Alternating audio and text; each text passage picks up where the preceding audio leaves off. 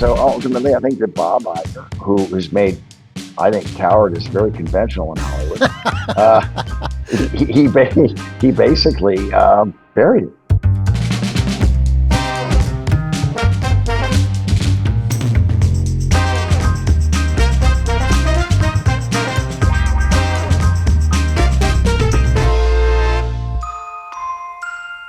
Hey everyone, it's Andrew Klavan with this week's interview with Cyrus Nowrasteh, a terrific director and somebody who really helped me out when I was in Hollywood. It is very, very hard. I didn't really like Hollywood all that much. Whenever I needed advice, I could ask Cyrus, and his advice was always good, and it was also always kind of calibrated for me because he would just tell me to tell people to go to hell, which was really surprising. And the other thing that's surprising is that he has lived a highly successful life as a rebel artist in a town that basically crushes rebels. I mean, all the guys who think they're rebels in Hollywood are mostly make-believe rebels who agree with everybody else. But here's a guy who wrote The Path to 9/11, one of the most successful miniseries in history about the fact that both Bill Clinton and George W. Bush committed failures that helped 9/11 happen. It has been banned from being released on any other form. You cannot get it because they will not release it. And I'm going to talk to him about that. It's one of the true ugly pieces of censorship coming out of Hollywood. He made the film The Stoning of Soraya M., which was a harrowing tale of a woman being judiciously murdered, let's call it, in Iran. That film, like people didn't pile into the theaters for that film because it was so harrowing, but it's still being passed around in secret in that country. He made The Young Messiah, which is one of my priest's favorite movie. He's always citing, he mentions it in sermons and everything like that. And I've won favor by saying I know the guy who made that movie. And he's got a new film out called Sarah's Oil, which I watched last night. It has a 98% rating among real people on Rotten Tomatoes, and shockingly, it has an 83%, a very high rating among critics, which for a film like this, which is a religious film, a film that basically upholds faith. I'm going to read you a review in the New York Times, and you'll see why I'm surprised that the critics gave it so high. It has Zach Levy in it, a friend of the Daily Wire, and he's really, really good in it. Here's the New York Times review. Viewers might make out a regressive strain, reinforcing the feel-good mood, let alone the incidental worship of fossil fuel. The movie's emotional core is a black girl's belief in her white protector. So that's what Cyrus has been up against his whole life, and yet this film is a hit. It was, I think, number 3 in the box office. It's doing great. Cyrus, it's great to see you again. So you had to quote, of all the reviews you could have quoted, you quoted the negative one. But you know what? Yeah. It's like Betsy, my co-writer, who you know very well, and my wife for 44 years. She says, "Oh, but it's their most positive of the negative reviews they've given you." Yeah, you have been called everything, and the fact that you keep working. I want to talk to you about the fact that you keep working, but first let's talk about the movie, because I don't think there's anybody else like you who has done the things you've done and still gets hired. I can't think of anybody else like that. So first of all, tell the story. What's the story of Sarah's Oil? Basically, it's based on a true character named Sarah Rector in 1913, Jim Crow, Oklahoma. She received 160 acres because part of her family heritage was tied into the 5 Indian nations, the Creek Nation, actually. And she was black. Who had slaves. So her ancestors had been slaves of Indian tribes. Ah, okay. A fact which very few people know. Yeah. So Oklahoma just becomes a state. They're trying to settle the land. They gave her 160 acres like they did of many other people. More often than not, they gave them useless, infertile land that no one else wanted. Her father could not afford a $30 a year property tax on it. He wanted to sell it. And she said, no, God gave me that land for a reason. And she came to believe that there was oil on that land. And long story short, she gets proven right. And that's when her problems really begin. So... yeah, there's oil on their land, and it is an amazing. It's an amazing story. How true is the story? How it said inspired by a true story at the beginning.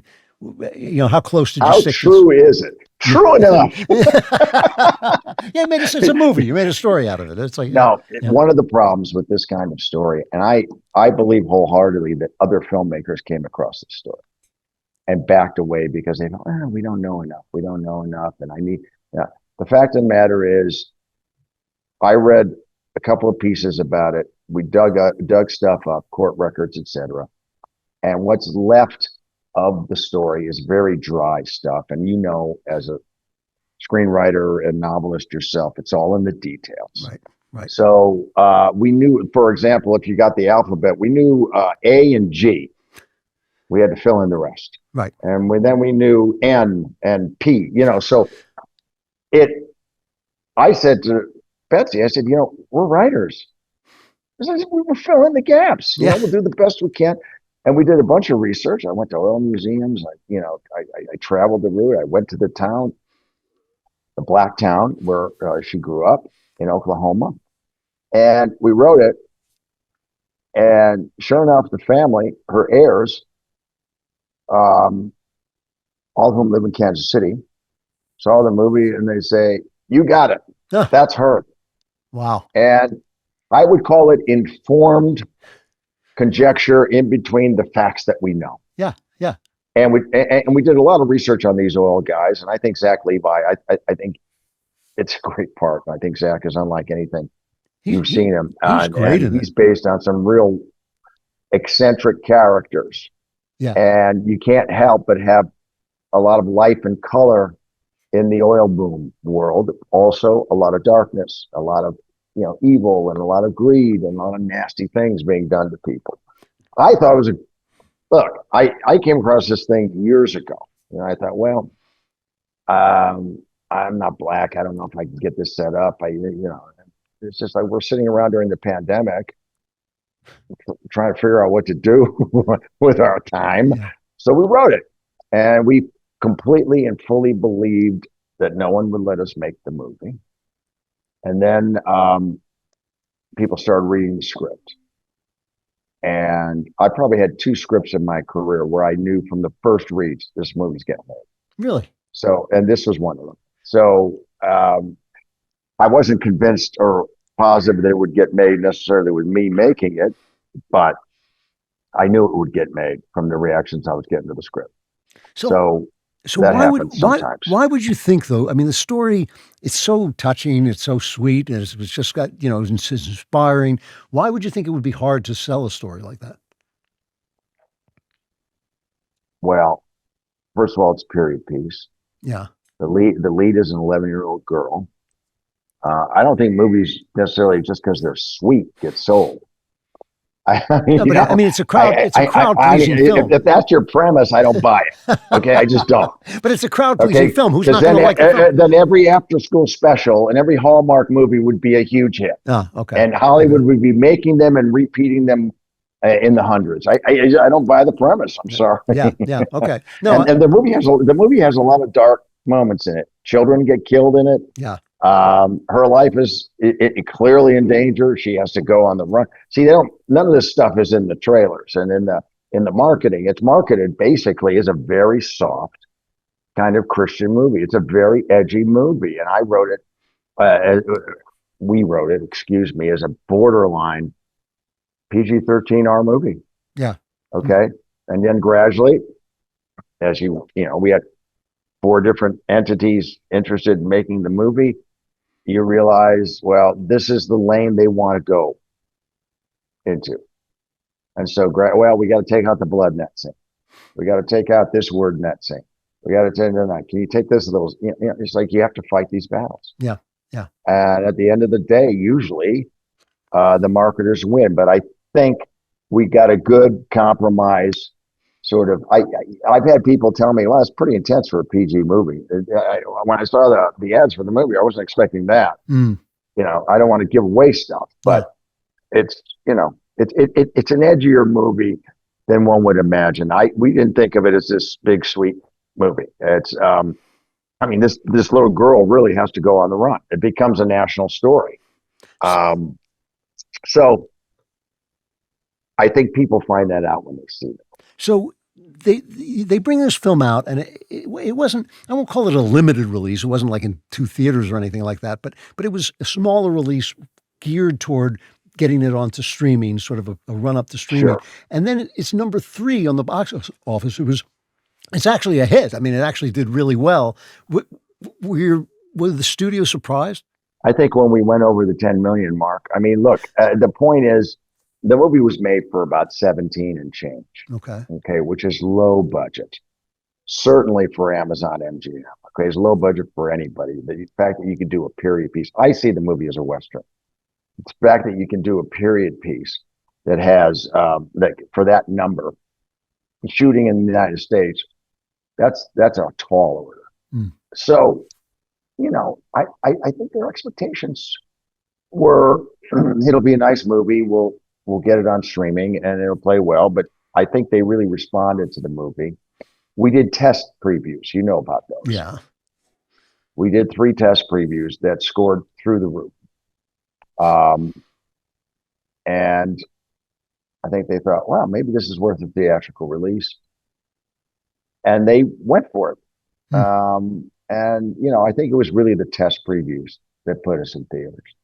Those numbers. We were scoring, I mean, you score over 70%, you know, highly definite recommend or whatever, the top 2 boxes. If you score 70% of the top 2 boxes, they're ecstatic. They think, you know, you're Shohei Ohtani. You've hit a, you know, grand slam in the World Series. Yeah. We were getting scores in the low 90s, 92s and 94s. And I think they said, well, let's give it a shot. So they opened at 2,410 screens, I believe. In the first 2 weeks, it played in all those screens. We didn't lose screens after the first week. So I think they felt like, hey, this is doing all right in the theaters. I think it's going to stay for a while yet. And I also think they realized they've really laid a nice groundwork for the streaming release. Yeah. Yeah. I mean, listen, 98% on Rotten Tomatoes, as somebody who wrote a film who has 0% on Rotten Tomatoes, that's a big deal. You know, that's like, that means the people, it's not the critics, because the critics site you can ignore because they'll make political judgments and things like that. But that means the people are loving the film, and I don't blame them. It's a really immersive, very moving film. And you've got this little girl. I kept looking at it. I couldn't help think of you. I thought, was it hard to direct you a little? She's great in it. I mean, she's flawless. Is that tough? Well, yeah, it is tough. Yeah. I had directed a child lead in The Young Messiah. And Right. he was a 9-year-old who was playing a 7-year-old. And he's playing Jesus. Okay. And he's saying, Yeah. I remember at one point, he's a wonderful kid and gave a wonderful performance in The Young Messiah as young Jesus. But at one point, I remember saying to him in rehearsals, you know, young Jesus is not a smart aleck. So it's really about honing and shaping with Naya, the thing that shined for us, and we saw over 500 girls. Wow. That shined for us about her was she is present. She's, you know, she's engaged. She's in the moment. Yeah. And to me, that's 90% of acting. Mm-hmm. You know? Yeah. And Yeah. she wasn't an experienced actress by any means. She hadn't done a lot. She had done nothing. I mean, she did 1 episode of TV and a short. So, and in the episode, I think she had 2 scenes. So, but you audition her and you work hard. You try and get help. I had a sort of a dialogue coach, acting coach, who could spend offset time with her, and we strategized what to focus on and this and that. But you know, more than anything else, she was just there. Yeah. And she's a darling child, and she's got this exuberance, and she's not darling and she knows it. She's, you know, she's natural, and she's great. I mean, I think she's the heart of the movie. She just got the Rising Star Award. She hasn't received the award yet, but they've announced it for the Black Movie Hall of Fame. Oh, there you go. Movie and Television Hall of Fame. So I'm hoping that more awards come her way because she deserves it. I know you're all asking yourself, how can that guy look so good 20 years after he passed away? The secrets, fruits, and vegetables. You all know we should be eating more fruits and vegetables, but doing it can be hard, especially getting enough. And that's where Balance of Nature comes in. Balance of Nature's fruits and veggie supplements are the original way to get a balance of color, taste, and smell from whole foods in a convenient form. What makes them really versatile is that you can take them however works best for you, swallow the capsules with water, chew them, or even open them up and mix the powder. You're not going to do that. The whole point is they're in capsules. It's convenient. And inside each capsule, you'll find ingredients from 16 whole fruits and 15 whole vegetables that have been freeze-dried, lab-tested with no binders, fillers, or flow agents, just pure whole food ingredients ready to go wherever you go. That's because Balance of Nature supplement powders are made from 100% whole foods, delivering the natural goodness of fruits, vegetables, spices, and fibers, just as nature intended. So that's why one of the first things I do after I get out of my coffin, after the sun goes down, I get some Balance of Nature in me, brings me back to life much better than some of the other things I might be doing flying around as a bat. Go to balanceofnature.com and get a free fiber and spice supplement plus 35% off your first set as a new preferred customer. It's balanceofnature.com and use the discount code Klavan. And you think to yourself, great, but how do you spell Klavan? It's Klavan. Yeah, and Zach is great. I thought he was actually a revelation. I've seen him a number of times, but I thought he turned in his best performance here. It's like just very. I almost didn't recognize when he started out. I thought I know this guy, but I didn't know who it was, and I thought, oh yeah, there he is. It was really good. No, you're absolutely right. Other people have said that. Yeah, and I personally consider that a real compliment because the goal was to have him be different than he's been in other roles, and to really feel like this is a guy who's out there with the roughnecks, and he's a speculator, he's a gambler, he's a little bit, you're not sure at a certain point in the movie whether he's going to rip her off. Yeah, and it's a very faceted role, and Zach is a remarkable actor. He just really is. Yeah, and he really inhabited this guy. He was the first actor I went to. This is the second movie where I've gotten the first actor I've gone to. And that's a rare thing. And by the way, when we went to him, it wasn't set up anywhere. I just had a script.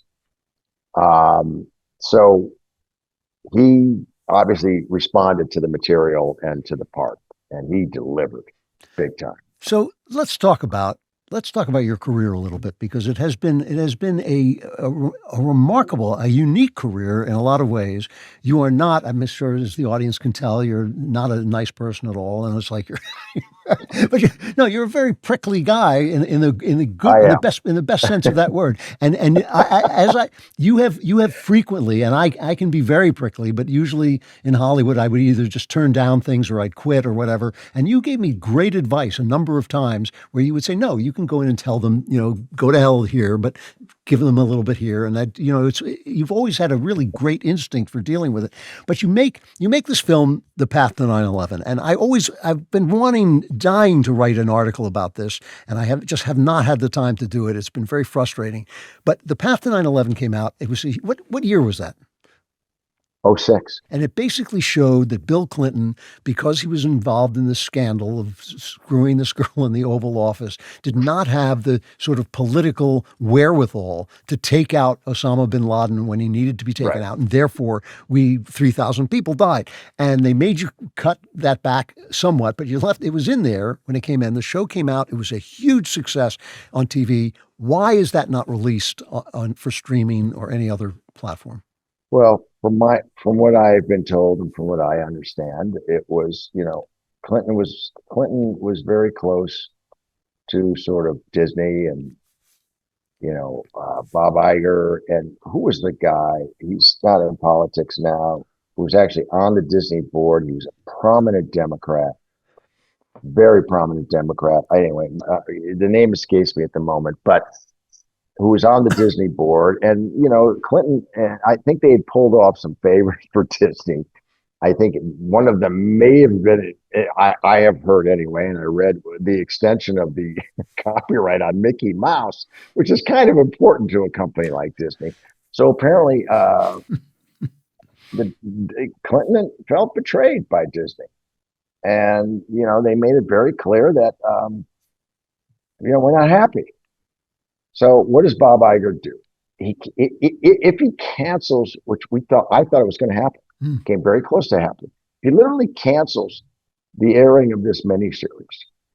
He's going to look like I mean, he's going to get run out of town. Mm. He's just going to look really terrible. So they decide we're going to cut 3 minutes. Well, the problem is you can't cut out what it's about. And that came across. And there were more complaints and more. So ultimately, I think that Bob Iger, who has made, I think, cowardice very conventional in Hollywood, uh, he basically buried it. There were other companies, major companies, who wanted to free it from them. They said, no, sorry, not for sale. And, they were going to run it every year on 9/11. Mm. That was the original plan. They had a whole plan to show it at schools, part of a scholastic sort of, classroom program about history and 9/11 and all of that. All that stuff was buried, canceled. They never ran it again. They never even released it on DVD. I know, it's just to appease the Clintons. Absolutely. And, time passes, people forget, except for you. Yeah, no, to me, it is an amazing act of censorship. I mean, people, I just remember when I was working in LA, people were always saying, all Hollywood cares about is money. And I thought, they don't care about money at all. They care about their stupid ideology, because that's, what gets them girls and gets them the awards and gets them all the free press. But let's look at where Hollywood is now. It's dead, right? It's dead. Yeah. I mean, look, when I heard the expectation numbers on Sarah's Oil for the theatrical, and then I was hearing, well, that's pretty good, and that's this, and I said to myself, my God, this business has shrunk. Yeah. And it's another reason why, if you want to get a movie made today, you better get your budget down, or it's not happening. Yeah. Because it's a different business. And I attributed a great deal of it anyway to exactly what you just pointed out, which isn't about money anymore. Yeah. It has become about ideology. It has become about sort of saying all the right things that all your friends agree with. You can all go to parties and agree with one another. It's astonishing what they've done, because, look, that really hit movies hard, and then the pandemic hit movies really hard. And maybe with some of the things that are happening at Paramount, the way some of the places in town, I think, are trying to open up to this huge audience out there that they think is willing to go to movies. Yeah. For example, Sound of Freedom and others. Maybe it'll change. But we'll see. We'll see. Yeah. Meanwhile, we try to get our things made and hope and pray, Well, that's what I want to ask you about, because I get a lot of sad letters. I can't get anything done because I'm a conservative and all this stuff.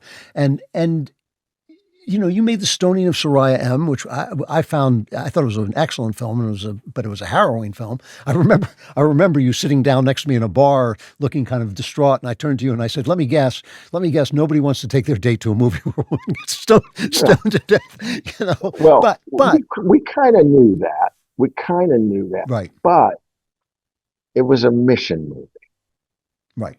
And so we made it for a price, once again, and we did smuggle it inside of Iran, and it did have a huge impact inside of Iran. But how many mission movies can you get made? How many people are willing to lose money for an idea?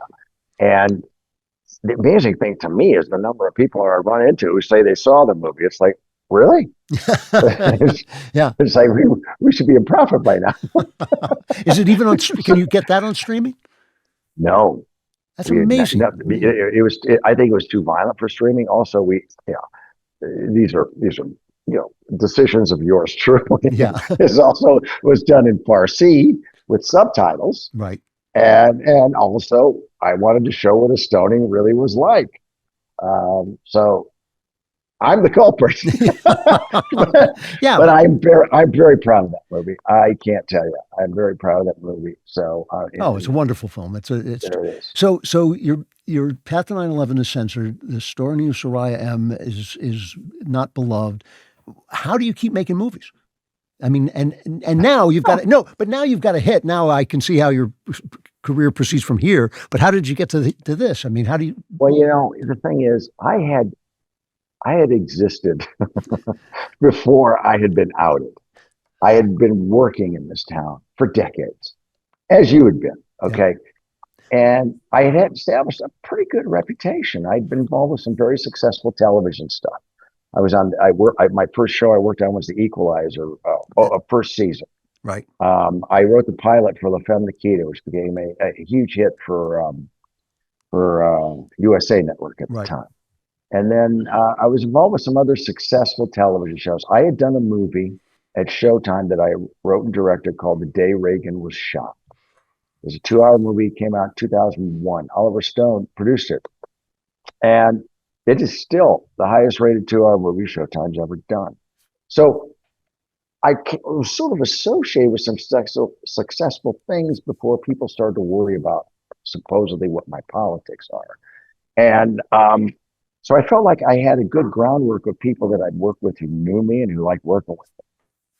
Now, the glib answer to your question, if we want to reverse this back, is why are you still working? Well, it's all about talent. Well, yeah, but I mean, that's true. I But mean, but let's accept that as a baseline. yeah, You're right. It's like, okay, I was working before, and it's like, all right. So, and the other thing is, after what happened with Path, and which I thought at the time for a short period anyway, was going to affect my career in a negative way, and I know other people's careers have been affected negatively. But I think that the bottom line is it opened up other doors. Mm. It opened up other doors. And the fact that I was also a director, I think really helped. And so I started meeting people who wanted to do the kind of movies I wanted to do, who wanted to maybe try and get a Stone Soraya on minute.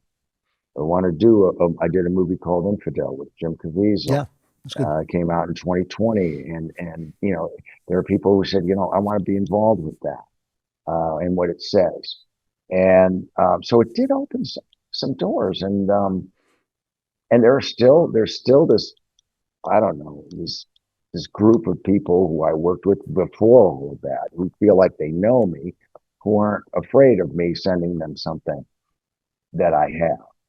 Or something. I mean, with Sarah's Oils, like I said to you, that was one of the 2 scripts I've ever written that I just knew from the first responses to the script, this is going to get made.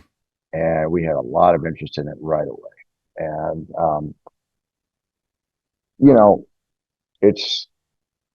it's also not wallowing in the negativity. I get those letters too, the same letters that you get. Yeah. And you've got to, it's almost like there's something within us sometimes that reaches for the excuse before reaching, for the reason to do it. Yeah. Or go, at least go down that path. It's like that thing that another writer whose name I forget. I remember your name, Andrew. I appreciate that. I didn't wear my tag or anything. What's his name? He wrote The War of Art, okay? Pressfield, that's a great little book. Oh, yeah. And I tell people to read it all the time. And he talks about resistance. And excuses are just another form of resistance. Mm-hmm. And yes, movies are hard to make, but we have the technology today where people are able to make movies within a certain micro budget that they couldn't before. Yeah. That at least that have a production value that they couldn't before. So a lot of it is just, I don't know. And you know what else? I've been lucky.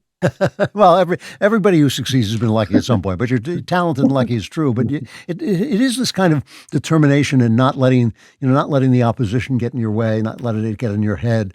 When you look ahead, I mean, as you said, Hollywood. I've never seen Hollywood so dead. I've never seen the culture so dead. Actually, all in all, I think that the Great Awakening basically killed art. But it will come back because the human spirit doesn't die. So what do you look for in your optimistic moments to happen in Hollywood next?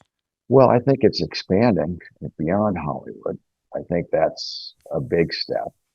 Finding these new audiences, regional filmmaking, filmmakers who don't have to come to LA or go to New York to do their thing. There was a big article in the Hollywood Reporter about these micro stories or whatever, Yeah. these short versions with people watching. And somebody tried to do that before and it failed miserably. But I do think the art form, the story form of the sort of classic 90-minute to 2 hour movie is going to be around for a long time. How many people will be watching it, how much money it'll make, how big a business it'll be, I have no idea. I think that form is one that people are very comfortable with it. And I felt it when we were watching Sarah's Oil. Now, Sarah's Oil is about an hour and 43 minutes. And, this is very self-serving, but I felt like a lot of people kind of thought, wow, movies can be good, tell a good story. And I can get emotionally Yeah. caught up in them. And I'd see Yeah. it in people's faces that they hadn't had that kind of experience at the movies for a while. Yep. I mean, no, it's true. I mean, Tom Cruise does it, and just not that many people are even trying to entertain you. They're trying to tell you what to think. Cyrus, it's good to see you. What do you? I'm out of time, but can you give me in a second what you're doing now? I know you're filming another. I'm shooting a movie quite different from Sarah's Oil. It's a edgy political thriller set in Brazil, dealing with the politics of Brazil, and I really can't say much more. Okay, sounds cool. It's great to see you. Congratulations on the film. It's a terrific film, and it's doing great. And it's nice to see. It's nice to see you live. Thank you. You'll live to fight another day. And tell Betsy I said hi and send my love. And hi to Ellen. Thank you. All right, I'll see you soon. All right, Cyrus Nowrasteh, you should watch his films where you can. I mean, it's very tough to get hold of some of his work, but go see Sarah's Oil, guys. Give him some support. You'll love it. It's not like I'm telling you to go see something that'll bore the hell out of you. It's really an entertaining and heartwarming movie, and I think it's a family film. Maybe it's more edgy than maybe little kids will see, but I think it's a family film. Has wonderful messaging, wonderful acting, and just good drama. Sarah's Oil. And come back and see the Andrew Klavan Show, because I will be there and I will be waiting to see you as well.